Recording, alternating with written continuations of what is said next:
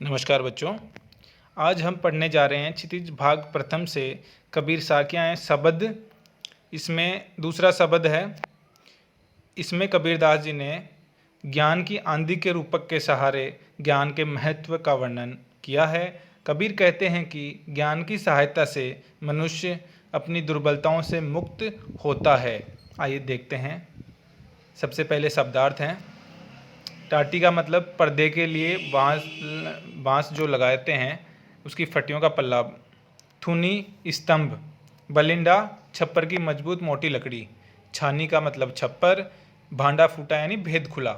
निरचू का मतलब थोड़ा भी। चूहे यानी चूता है या रिश्ता है। बूठा का मतलब वर्षा।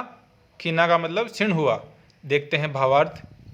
कबीरदास जी कहते हैं, संतो भाई आई ज्ञान की आंधी रे, भ्रम की टाटी सबे उड़ानी, माया रहे न बांधी।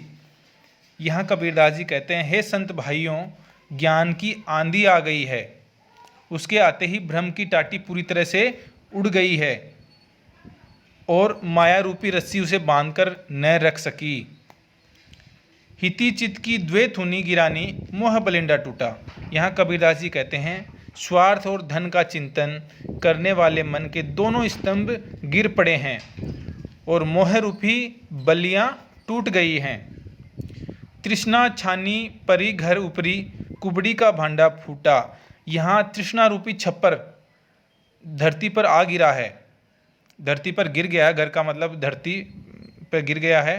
कुबदी रूपी बर्तन टूट फूट गए हैं। कुबदी का भेद यानी जो कुबुद्धि व्यक्ति है उसका भेद खुल गया, भांडा फूट गया है। जोग जुगती करी संतो बांधी, निरचू चुवे न पानी। कबीरदास जी कहते हैं कि अब संतों ने अपने योग साधना की युक्तियों से नए छप्पर का निर्माण किया है। यह निर्माण ऐसा मजबूत है कि उसमें पानी की एक भी बूंद नहीं टपक सकती। कूट कपट काया का निक्षा, हरि की गति जब जानी। इस प्रकार जब संतों ने हरि के रहस्य को जान लिया तो शरीर में बसा हुआ कूड़ा करकट पूरी तरह से निकलकर बाहर हो गया है। आगे कहते हैं, आंधी पीछे जो जल बूठा, प्रेम हरि जन भीना, कहे कबीर भान के प्रगटे, उदित भया तम खीना। इस ज्ञान की आंधी के पश्चात भक्ति रूपी जल की वर्षा हुई, जिससे प्रेम में हरि के सब भक्त भीग गए। कबीर कहते हैं, इस प्रकार ज्ञान रूपी सूर्य के प्रकट होने पर जो भी अंधकार शेष था वह भी समाप्त हो गया। यहाँ पे भान का मतलब सूर्य है, तम का मतलब अंधेरा है।